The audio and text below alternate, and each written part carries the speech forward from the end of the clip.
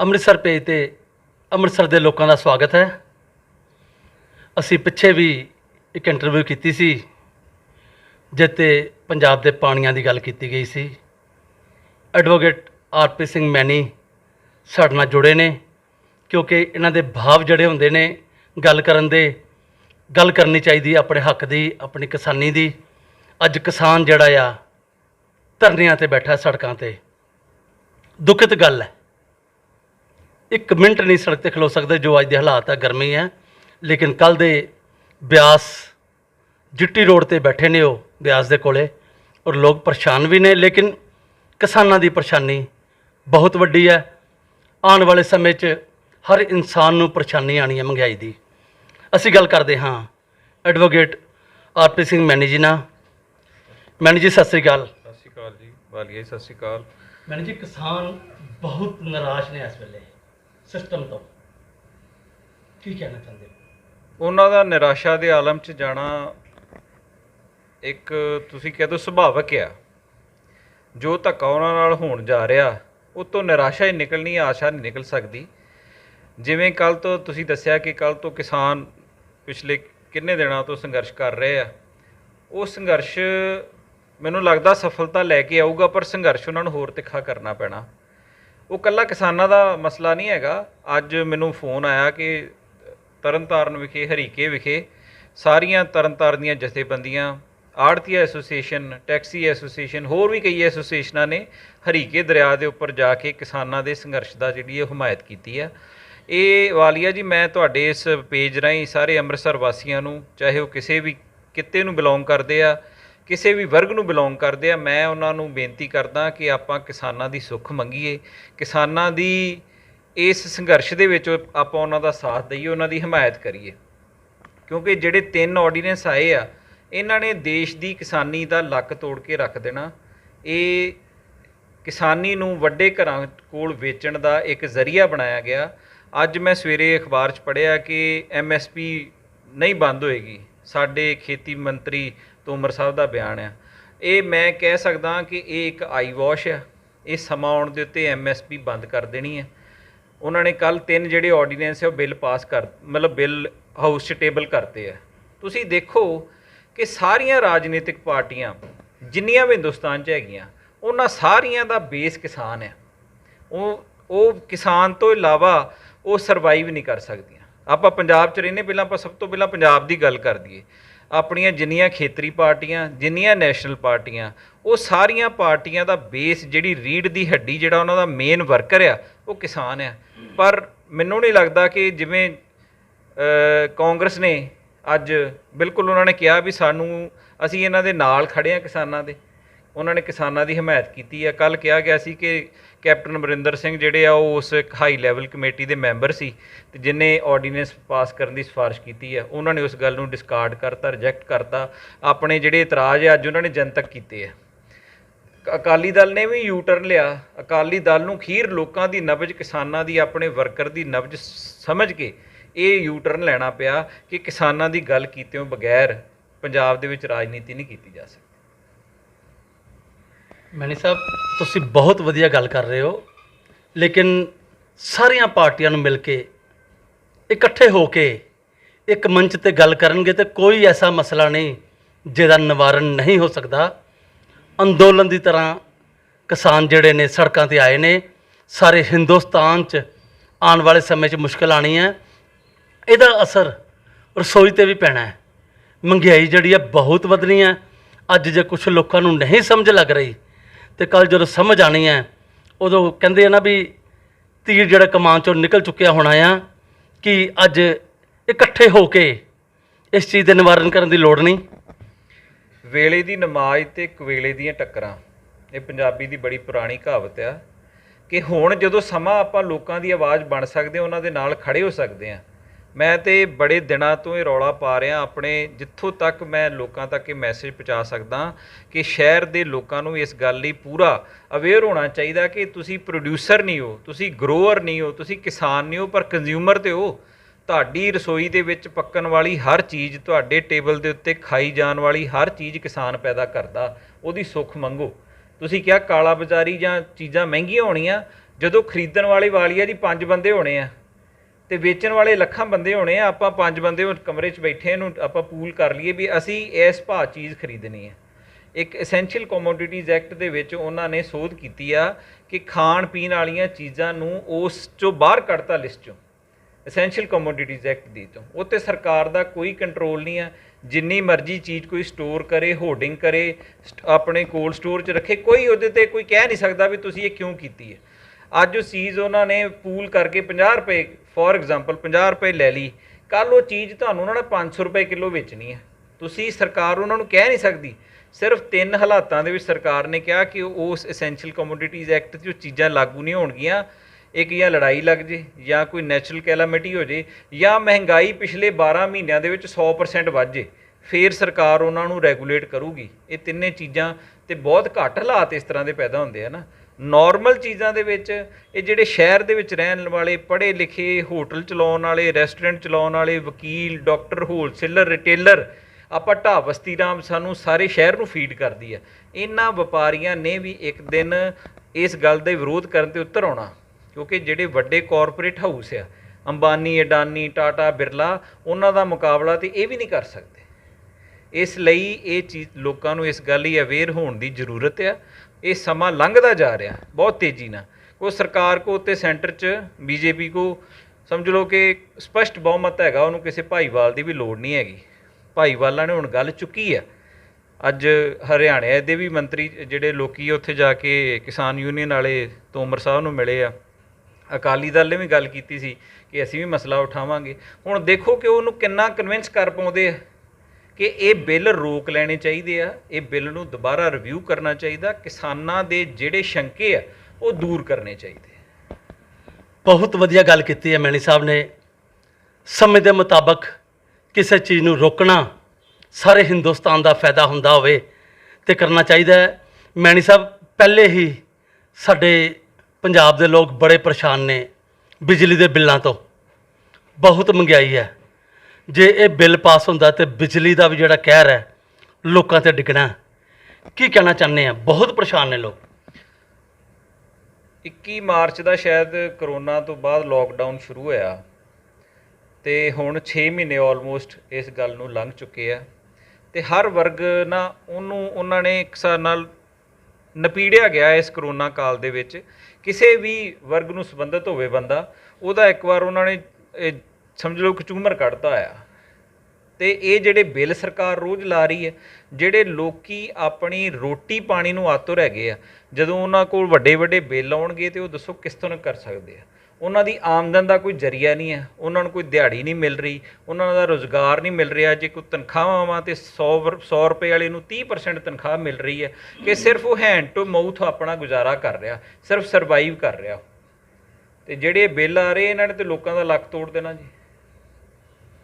ਮੈਣੀ ਸਾਹਿਬ, ਜੇ ਆਪਾਂ ਅੰਮ੍ਰਿਤਸਰ ਸ਼ਹਿਰ ਦੀ ਗੱਲ ਕਰੀਏ ਤੇ ਪਿੱਛੇ ਮੈਂ ਦੇਖਿਆ ਕਿ ਬਹੁਤ ਕੁਝ ਕੀਤਾ ਗਿਆ, ਲੇਕਿਨ ਅੱਜ ਜਦੋਂ ਸ਼ਹਿਰਾਂ ਦਾ ਸਰਵੇ ਹੋਇਆ ਤੇ ਅਖੀਰਲੇ 10 ਸ਼ਹਿਰਾਂ 'ਚੋਂ 9ਵੇਂ ਨੰਬਰ ਤੇ ਸਾਡਾ ਅੰਮ੍ਰਿਤਸਰ ਆਇਆ। ਬੜਾ ਦੁੱਖ ਹੁੰਦਾ ਹੈ ਸੁਣ ਕੇ।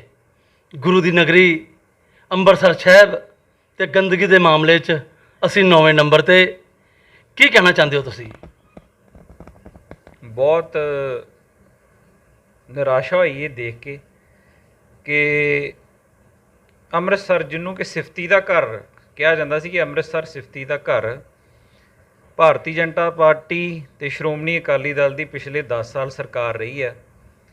ਤੇ ਮੈਂ ਇਸ ਗੱਲ ਨੂੰ ਦੇਖਿਆ ਕਿ 2016 'ਚ ਸਮਾਰਟ ਸਿਟੀ ਵਾਲਾ ਸਿਸਟਮ ਸ਼ੁਰੂ ਹੋਇਆ ਤੇ ਅਨਿਲ ਜੋਸ਼ੀ ਜੀ ਜਿਹੜੇ ਲੋਕਲ ਗਵਰਨਮੈਂਟ ਮਿਨਿਸਟਰ ਸੀ, ਉਹਨਾਂ ਨੂੰ ਹਰ ਬੰਦੇ ਨੂੰ ਹੁੰਦਾ ਕਿ ਮੈਂ ਜਿੱਥੋਂ ਜਿੱਤਿਆ ਜਾਂ ਜਿਹੜੀ ਮੇਰੀ ਕਰਮ ਭੂਮੀ ਆ ਮੈਂ ਉਹਦੀ ਬਿਹਤਰੀ ਵਾਸਤੇ ਕੰਮ ਕਰਾਂ। ਉਹਨਾਂ ਨੇ ਅੰਮ੍ਰਿਤਸਰ ਦੇ ਕੁਝ ਨੰਬਰ ਘੱਟ ਵੀ ਸੀ ਨਾ, ਜਿਹੜਾ ਉਹਨਾਂ ਨੇ ਕ੍ਰਾਈਟੇਰੀਆ ਰੱਖਿਆ ਸੀ, ਤੇ ਉਹਨੂੰ ਆਊਟ ਆਫ ਦੀ ਵੇ ਜਾ ਕੇ ਵੀ ਪੂਰਾ ਕਰਵਾ ਕੇ ਤੇ ਅੰਮ੍ਰਿਤਸਰ ਨੂੰ ਸਮਾਰਟ ਸਿਟੀ 'ਚ ਦਾਖਲ ਕਰਾਇਆ ਹੈ।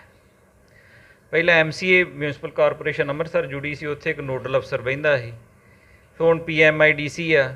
ਪਰ ਇਹ ਬੜਾ ਹੀ ਦੁੱਖ ਦੀ ਗੱਲ ਆ ਕਿ 4 ਸਾਲ ਲੰਘੇ, ਸਮਝ ਲਓ ਵੀ 4 ਸਾਲਾਂ 'ਚ ਸਮਾਰਟ ਸਿਟੀ 'ਚ ਅੰਮ੍ਰਿਤਸਰ ਦਾ ਨਾਂ ਆਉਣ ਲੱਗ ਗਿਆ ਸੀ ਕਿ ਆਪਾਂ ਵਧੀਆ ਕਲੀਨ ਸ਼ਹਿਰਾਂ 'ਚ ਆਉਣ ਲੱਗ ਗਏ ਆ। ਪਰ ਇਹਨੇ ਸਾਡਾ ਸਿਰ ਜਿਹੜਾ ਨਾ ਉਹ ਸ਼ਰਮ ਨਾਲ ਝੁਕਾ ਦਿੱਤਾ ਕਿ ਆਪਾਂ 9ਵੇਂ ਨੰਬਰ 'ਤੇ ਗੰਦੀ ਮਤਲਬ ਡਰਟੀਐਸਟ ਪਲੇਸ ਜਿਹੜੇ ਨਾ ਉਹਦੇ 'ਚ ਆਏ ਅਸੀਂ। ਅੰਮ੍ਰਿਤਸਰ ਪੰਜਾਬ ਦੀ ਰਾਜਨੀਤੀ ਦਾ ਧੁਰਾ। ਹਰ ਜਿਹੜੀ ਰਾਜਨੀਤੀ ਉਹ ਇੱਥੋਂ ਸ਼ੁਰੂ ਹੁੰਦੀ ਹੈ। ਚੰਡੀਗੜ੍ਹ ਬਾਅਦ ਚ ਜਾਂਦੀ ਹੈ, ਪਹਿਲਾਂ ਉਹਦਾ ਮੁੱਢ ਅੰਮ੍ਰਿਤਸਰੋਂ ਵੱਜਦਾ। ਪੰਜਾਬ ਦੀ ਧਾਰਮਿਕ ਜਿਹੜੀ ਚੀਜ਼ਾਂ ਵਾ, ਸਾਡੀ ਰੂਹਾਨੀਅਤ ਦਾ, ਸਾਡੀ ਸ਼ਰਧਾ ਦਾ, ਸਾਡੀ ਆਸਥਾ ਦਾ ਕੇਂਦਰ ਸ੍ਰੀ ਦਰਬਾਰ ਸਾਹਿਬ ਆ। ਲੱਖਾਂ ਸ਼ਰਧਾਲੂ ਰੋਜ਼ ਆਉਂਦੇ ਆ ਤੇ ਵੱਖੋ ਵੱਖਰੇ ਐਕਸਪੀਰੀਅੰਸ ਲੈ ਕੇ ਇੱਥੋਂ ਵਾਪਸ ਜਾਂਦੇ ਆ। ਹੁਣ ਇੰਦੌਰ ਵਰਗਾ ਸਿਟੀ ਮੈਂ ਪੜ੍ਹ ਰਿਹਾ ਹਾਂ ਕਿ ਪਿਛਲੇ 4 ਸਾਲ ਤੋਂ ਲਗਾਤਾਰ ਉਹ ਕਲੀਨੈਸਟ ਸਿਟੀ ਆਇਆ, ਤੇ ਸੂਰਤ ਸ਼ਾਇਦ 2nd ਨੰਬਰ ਤੇ ਆਇਆ ਤੇ ਨਵੀਂ ਮੁੰਬਈ 3rd ਨੰਬਰ ਤੇ ਆਇਆ। ਜੇ ਉਹ ਸ਼ਹਿਰ ਆ ਸਕਦੇ ਆ, ਉਹਨੂੰ ਵੀ ਤੇ ਇੱਕ ਲੋਕਲ ਬੋਡੀ ਚਲਾ ਰਹੀ ਹੈ, ਇੱਕ ਸਿਵਿਕ ਬੋਡੀ ਜਿਹਨੂੰ ਚੁਣਿਆ ਆਂਦਾ ਉੱਥੋਂ ਦੀ ਕਾਰਪੋਰੇਸ਼ਨ ਚਲਾ ਰਹੀ ਹੈ। ਸਾਨੂੰ ਕੀ ਗੱਲ ਹੈ? ਸਾਨੂੰ ਸਾਡੇ ਸ਼ਹਿਰ ਦੀ ਜਿਹੜੀ ਸਿਵਿਕ ਬੋਡੀ ਚੁਣ ਕੇ ਲੋਕਾਂ ਨੇ ਭੇਜੀ ਹੈ, ਉਹਨੂੰ ਕੀ ਪ੍ਰੋਬਲਮ ਹੈ? ਸਾਡੇ ਕੋਲ ਨਾ ਦੇ ਕੋਈ ਫੰਡ ਦੀ ਕਮੀ ਹੈ, ਨਾ ਕੋਈ ਕਰਮਚਾਰੀਆਂ ਦੀ ਕਮੀ ਹੈ। ਕਰਮਚਾਰੀਆਂ ਨੂੰ ਤੁਸੀਂ ਕੰਮ ਦਿਓ, ਉਹਨਾਂ ਕੋਲੋਂ ਅਕਾਊਂਟੇਬਿਲਟੀ ਕਰੋ ਉਹਨਾਂ ਦੀ, ਨਾ ਉਹਨਾਂ ਕੋਲ ਕਿਸੇ ਸਾਧਨਾਂ ਦੀ ਕਮੀ ਹੈ। ਜੇ ਸਾਧਨਾਂ ਦੀ ਕਮੀ ਹੈ ਤਾਂ ਲਿਖ ਕੇ ਦਿਓ, ਸਰਕਾਰ ਕੋਲੋਂ ਸਾਧਨ ਲੈ ਕੇ ਦਿਓ। ਹੁਣ ਗੱਲ ਤਾਂ ਹੈਗੀ, ਸਭ ਤੋਂ ਵੱਡੀ ਗੱਲ ਜੋ ਮੈਂ ਵਾਲੀਆ ਜੀ ਸਮਝਦਾ ਨਾ, ਇਹ 'ਚ ਚਾਹੀਦੀ ਆ ਵਿਲਿੰਗਨੈਸ। ਬੰਦੇ 'ਚ ਵਿਲ ਪਾਵਰ ਹੋਣੀ ਚਾਹੀਦੀ ਹੈ ਕਿ ਮੇਰਾ ਸ਼ਹਿਰ ਹੈ, ਮੈਂ ਇਸ ਸ਼ਹਿਰ ਦਾ ਮੇਅਰ ਹਾਂ, ਮੈਂ ਇਸ ਸ਼ਹਿਰ ਦਾ ਮੰਤਰੀ ਹਾਂ, ਮੈਂ ਇਸ ਸ਼ਹਿਰ ਦਾ MLA ਹਾਂ। ਮੈਂ ਸਭ ਗੱਲਾਂ ਬਾਅਦ 'ਚ, ਪਹਿਲਾਂ ਮੇਰਾ ਸ਼ਹਿਰ ਸਭ ਤੋਂ ਸੋਹਣਾ ਹੋਣਾ ਚਾਹੀਦਾ। ਜੇ ਇਹਦੇ ਨਾਲ ਜੁੜਿਆ, ਇਹ 1577 'ਚ ਸ੍ਰੀ ਅੰਮ੍ਰਿਤਸਰ ਸਾਹਿਬ ਵਸਿਆ, ਉਦੋਂ ਤੋਂ ਲੈ ਕੇ ਵੇਖ ਲਓ ਕਿੰਨਾ ਇਤਿਹਾਸ ਆ। ਗੁਰੂ ਸਾਹਿਬ ਨੇ ਵੱਖ-ਵੱਖ ਥਾਵਾਂ ਤੋਂ ਲਿਆ ਕੇ ਲੋਕਾਂ ਨੂੰ ਇੱਥੇ ਵਸਾਇਆ, ਤੇ ਇੰਨਾ ਤਗੜਾ ਇਤਿਹਾਸ ਇੱਕ ਸ਼ਹਿਰ ਦਾ ਹੋਵੇ ਤੇ ਉਹ ਸ਼ਹਿਰ ਮਤਲਬ ਹਰ ਚੀਜ਼ ਦਾ ਕੇਂਦਰ ਹੋਵੇ ਤੇ ਗੰਦਾ ਹੋਵੇ। ਤੁਸੀਂ ਜਾਓ, ਸੜਕਾਂ ਦੇ ਉੱਤੇ ਗੰਦਗੀ ਦੇ ਢੇਰ ਲੱਗੇ ਆ, ਸੜਕਾਂ ਪੁੱਟੀਆਂ ਪਈਆਂ, ਸੜਕਾਂ ਟੁੱਟੀਆਂ ਪਈਆਂ। ਹੁਣ ਆਈ ਵਾਸ਼ ਲਈ ਮੈਂ ਵੇਖਿਆ ਕਿ ਕੁਛ ਕੁ ਸੜਕਾਂ ਕੱਲ੍ਹ ਪਰਸੋਂ ਦੀਆਂ ਬਣਨ ਮੁਣ ਲੱਗੀਆਂ, ਪਰ ਤੁਸੀਂ ਦੇਖੋ ਕਿ ਜਦੋਂ ਵੀ ਸਮਾਰਟ ਸਿਟੀ ਜਾਂ ਕੋਈ ਵੀ ਏਜੰਸੀ ਜਦੋਂ ਇਹ ਸਰਵੇ ਕਰਾਉਂਦੀ ਹੈ, ਉਹ ਇਕੱਲਾ ਇਹ ਚੀਜ਼ ਨਹੀਂ ਦੇਖਦੀ, ਉਹਨੇ ਬਹੁਤ ਸਾਰੇ ਰੱਖੇ ਹੁੰਦੇ, ਫਿਰ ਉਹਦੇ ਨੰਬਰ ਟੋਟਲ ਕਰਦੀ ਆ ਕਿ ਇਹ ਨੰਬਰਾਂ 'ਚ ਆਹ ਚੀਜ਼ ਫਸਟ ਆਈ ਹੈ ਤੇ ਆਹ ਲਾਸਟ ਆਈ ਹੈ। ਤੇ ਇਹ ਅੰਮ੍ਰਿਤਸਰ ਦੇ ਲੋਕਾਂ ਵਾਸਤੇ ਇੱਕ ਅਵੇਅਰ ਹੋਣ ਦਾ ਸਮਾਂ ਕਿ ਸਾਨੂੰ ਵੀ ਸ਼ਾਇਦ ਸਿਵਿਕ ਸੈਂਸ ਲੋਕੀ ਘਟ ਗਈ ਹੈ ਲੋਕਾਂ ਦੇ ਵਿੱਚ। ਸਿਵਿਕ ਸੈਂਸ ਵੀ ਲੋਕਾਂ ਦੇ ਵਿੱਚ ਪੈਦਾ ਕਰਨੀ ਚਾਹੀਦੀ ਹੈ, ਅਵੇਅਰਨੈਸ ਪੈਦਾ ਕਰਨੀ ਚਾਹੀਦੀ ਹੈ। ਤੇ ਜਿਹੜੀਆਂ ਅਥਾਰਟੀਜ਼ ਇਹਨੂੰ ਦੇਖਦੀਆਂ, ਸੋਚੋ ਸਾਡੇ ਇੱਥੇ ਕਾਰਪੋਰੇਸ਼ਨ ਆ, ਇੰਪਰੂਵਮੈਂਟ ਟਰਸਟ ਆ, PMIDC ਆ, ਅੰਮ੍ਰਿਤਸਰ ਸਮਾਰਟ ਸਿਟੀ ਆ, ਅੰਮ੍ਰਿਤਸਰ ਡਿਵੈਲਪਮੈਂਟ ਅਥਾਰਟੀ ਆ, ਤੇ ਜਿਹੜਾ ਇੰਨਾ ਅਮਲਾ ਫੈਲਾ ਲੱਗਾ, ਉਹ ਇਸ ਗੱਲ ਦੇ ਉੱਤੇ ਵਿਚਾਰ ਕਿਉਂ ਨਹੀਂ ਕਰਦਾ ਵੀ ਆਪਾਂ ਸਾਰੇ ਬੰਦੇ ਇੱਕ ਪਲੇਟਫਾਰਮ ਤੇ ਹੋ ਕੇ ਪਹਿਲਾਂ ਸਾਰਾ ਸ਼ਹਿਰ ਸਾਫ਼ ਕਰ ਲਈਏ।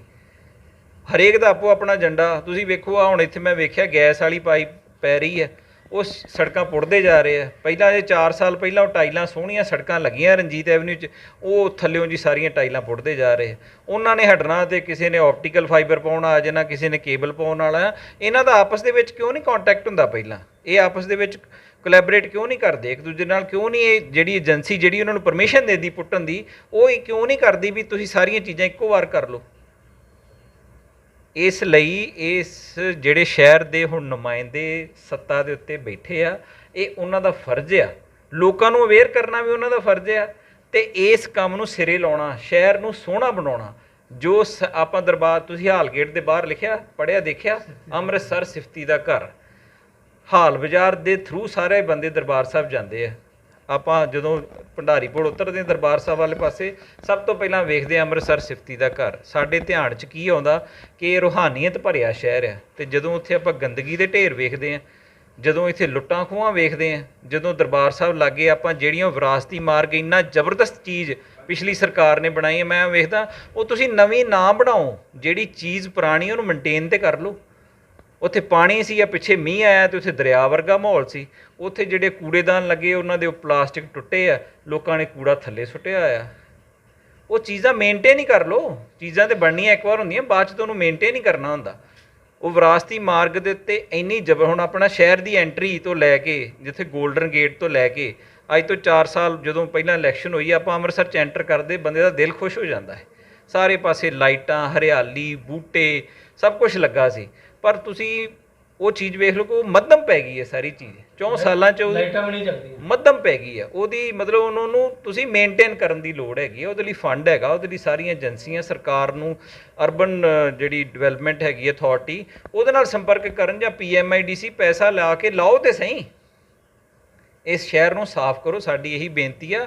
ਤੇ ਮੈਂ ਤੁਹਾਡੇ ਪੇਜ ਰਾਹੀਂ ਅੰਮ੍ਰਿਤਸਰ ਵਾਸੀਆਂ ਨੂੰ ਵੀ ਬੇਨਤੀ ਕਰਦਾ ਕਿ ਆਪਣਾ ਵੀ ਕੁਝ ਫਰਜ਼ ਹੈਗਾ, ਆਪਾਂ ਉਹ ਫਰਜ਼ ਵੀ ਪੂਰਾ ਕਰੀਏ। ਇਸ ਸ਼ਹਿਰ, ਇਹ ਸਾਡਾ ਸ਼ਹਿਰ ਆ, ਇਸ ਸ਼ਹਿਰ ਨੂੰ ਸੋਹਣਾ ਤੇ ਸਾਫ਼ ਸੁਥਰਾ ਰੱਖਣ 'ਚ ਅਸੀਂ ਵੀ ਆਪਣਾ ਯੋਗਦਾਨ ਪਾਈਏ। ਦਾ ਘਰ ਤੁਹਾਨੂੰ ਯਾਦ ਹੋਣਾ ਹੈ, ਸ੍ਰੀ ਗੁਰੂ ਗ੍ਰੰਥ ਸਾਹਿਬ ਦੇ ਸਰੂਪਾਂ ਦੀ ਗੱਲ ਚੱਲ ਰਹੀ ਹੈ।